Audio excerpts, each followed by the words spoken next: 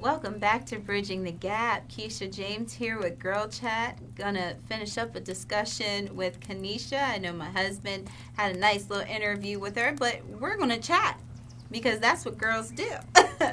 So I'm just gonna welcome you because I didn't get that opportunity. Well, hi, how are you today? Thank you. Thank you for being here. Thank you. So my question to you today is, how's the campaign trail going?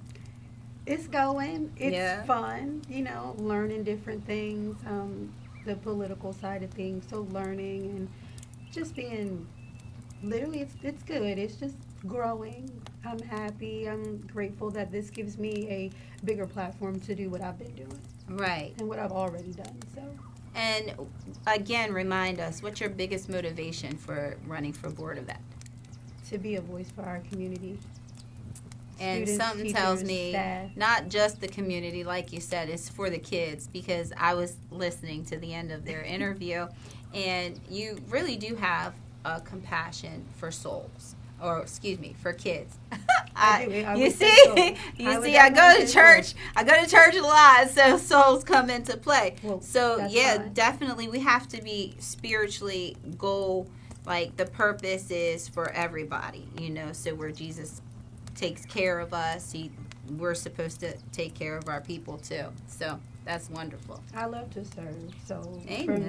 me, serving is a good thing. It may sound like a bad thing, but I love to serve in a passion of creating a place and a safe space for Right. anyone. So yes, I'm running for Board of Education, and our Mhm. students are a big part of our future because they're going to be the ones that's going to be running stuff when they get older. When they get our age, Indeed. they're going to be ones making interviews and doing girl chats. But in order to make sure that our students are well and have the right mental capacity, we also have to think about the teachers that are teaching them, the parents, their guardians, and the Right. staff, and the community as a whole, because we all have to work as a collective. They always say that it takes a village. And It does. It really truly takes does. a village for all of us to work together to get these students where they need to be in society. And to do that, we need to work on the village as a whole. Yeah, that's where I think we've lost sense of that reality, from back in the day in the neighborhood. If something happened to your child, then whoever it happened in front of, they would take care of it. And then they'd tell your mama, and your mama would take care of it. But it seems like our kids are out here on the limb these days. Like, who takes care of the kids? When they're at school, they get disciplined or can't really get disciplined the way back in the day. I remember I got the little tap on the hand. But these days, that's called abuse. Yeah. So it's like they put these things in place to make like adults probably fearful to discipline. But you can discipline in love. You can discipline and love. We don't have to put our hands on the children, but what we can do is love on the children. And that is something Crazy. I feel that we are lacking as a whole in the community. We don't love on our children enough. Instead, we judge. Right. Not knowing the child's background, not knowing their mental condition, not knowing what they're going through. So we judge our children. I always say we judge our children by their ability. We judge them by their behavior and not their abilities. And our children have a lot of beautiful abilities. They're Right. smart, they're talented, and they're very well diverse. We just don't know that because we're judging them off of what they're dressed like, Right. or their how they're acting with their friends, or what they look like. Well, that's the thing. It's- No one takes time to teach them. They're taking that time to judge them, but not teach them. And that, Yeah. I mean, again, that's where the love comes into play. Look, I'm talking to you because I love you, and Mhm. I want to see what's best for you. That's another reason why I love mentoring, because I'm a firm believer that I don't have to change the child. I just need to give them a different perspective. And if they can see that, then they'll realize that, hey, I'll take this route instead of that route. And I will always give them a different perspective. As I told David earlier, I'm a firm believer in questioning the mess out of these kids. Like, I will question you to death. Any of my mentees is probably like, yep, she does. I'm like, why are you doing this? Does this make sense? Or what's going to happen? What's your outcomes? Because when you're very mindful of the things you do, then it can take you into another perspective to make you realize exactly what you're doing. So you Right. can change it.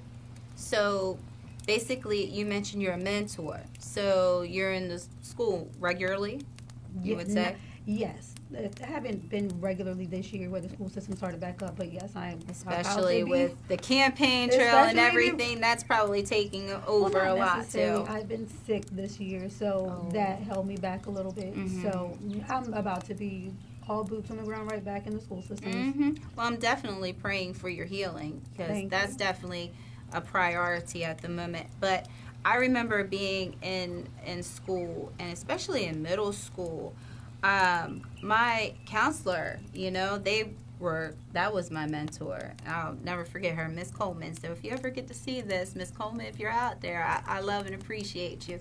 But that was my mentor. I got to see her every day, and then she put me to work. So she spent that time with me, and it was just like if I had to file papers for her or something, she took that time with me. And by all means, I was no problem child, not at all. But she was there, and she was able to be that way for others. But I really appreciated the love and the care that she had.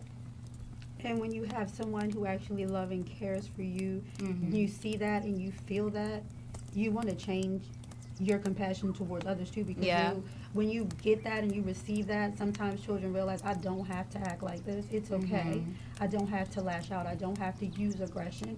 I can do my schoolwork. I don't have to go to sleep. And I don't have to do the things that everybody else is doing. So if I can, like I said, if I can give them that different perspective and love on them, because sometimes we don't know the love that these children get. And I just make sure that I love all my kids all the same way. I just provide love and make sure I know that they're worth it. I teach king and queen behavior is one of my biggest things. Like I said, any of my mentees can tell you if I ask you what you're supposed to fix, it's supposed to be your crown. So they know that. So therefore, if your crown is crooked, your friends around you or the people around you who are in your life can help you fix that too. Yeah. Say, hey sis, I noticed this is going on in your life. What can I do to help you out? Not say, okay, what are you doing? But sometimes you can relate to somebody like that, though. Sometimes you need I would hope I would be able to say, hey, Kanisha, I noticed this about you. It's like, you want to talk? That's what sisters do. You don't criticize. You don't put each other down. You don't judge because you don't know what's going on in their world. You never know. Even as adults, we have teachers and staff members who are supposed to be overseeing our students.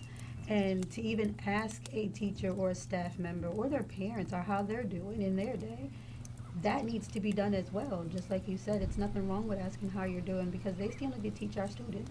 Yeah. We don't know what they're going through. There's been a lot of deaths and things of that nature lately, and how do we know how these people are feeling? And they still need to teach. They still need to teach our students. They do, yes. So I think we talked about that the last time you were on as a whole panel. We were talking about mental health days for teachers. And so I believe that's doable too because they're dealing with the kids, for one, and sometimes you have kids that are dealing with their issues, so they're lashing out, and then you don't know what they're going through at home either. No, and we expect them to be the absolute best teacher that next day. Yeah. And as we were speaking of before, whatever the children's going through, obviously the adult is too at home. Yeah. And the adult, the adult or the guardian still has more things that they have to worry about. They still have to pay the bills. They need to worry about how to put food on the table or putting gas in their car, making sure their kids are bathed and, making sure that they're ready for school in the morning and their hair is done or their hair is cut or what kind of shoes they got on so they're not teased. The adults and guardians and the parents are out here trying to do the best they can. And even as teachers, they still have children. Yeah. They still have a life they need to live, and some of them have more than one job. Right. And off camera, we were talking about life as a single mother.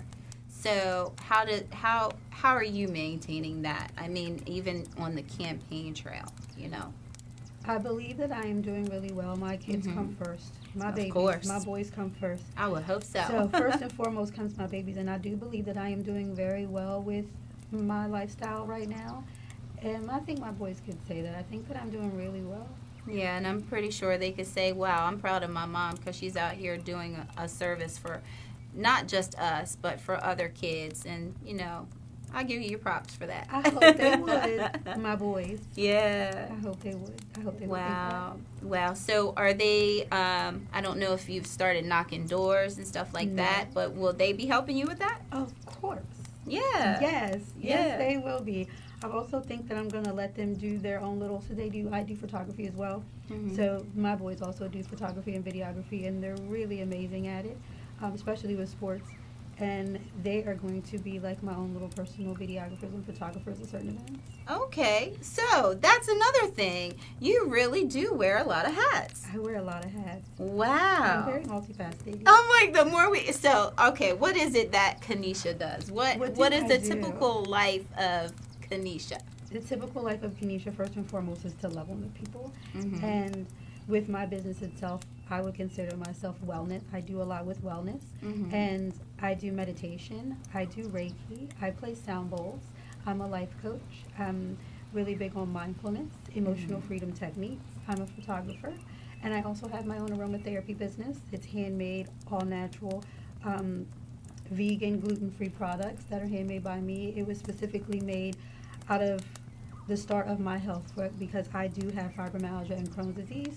So I am very relatable when it comes to the students, teachers, staff, and community as a whole. I do have disabilities. Fibromyalgia and Crohn's disease is very, very, very hard for me, but I make it work. I keep Yeah. pushing through every day to make sure that I live my life to the best of my ability. Push with a purpose, as always. That's good. That's good. I'm sorry, you know, you have, again, that you have to deal with those diseases because I don't know how it would be. Well, I do. I know God carries me a You lot gotta of the keep way. going. So you just, You that's the just words. Keep going. You just Press keep on. going. And when you learn, and one of the biggest things that I've learned about my health is to love on myself. Mhm. And I'm really big on teaching self-love and as well as promoting self-love and love within myself. I'm far from perfect, but I am learning that self-love is very conducive to my lifestyle. And it lets me know the importance of myself and how much I mean to myself. I'm a firm believer as a life coach that I say self-love is selfish. If I'm not selfish on with my life, then where would I be for everybody else? Well, there's scripture that says, I'm fearfully and wonderfully made. So, and sometimes we have to remind ourselves of that. And the next part of it talks about the things that he made being marvelous. So when we went to ladies conference one time, they were like, fearfully and wonderfully made and marvelous, because we are his creation. I'm definitely a marvelous person. I would definitely say I'm very eccentric. I am me. I am who I am. I always tell people you get what you get, but I'm going to love on you regardless. And, you know, that's what it's all about, you It know? is.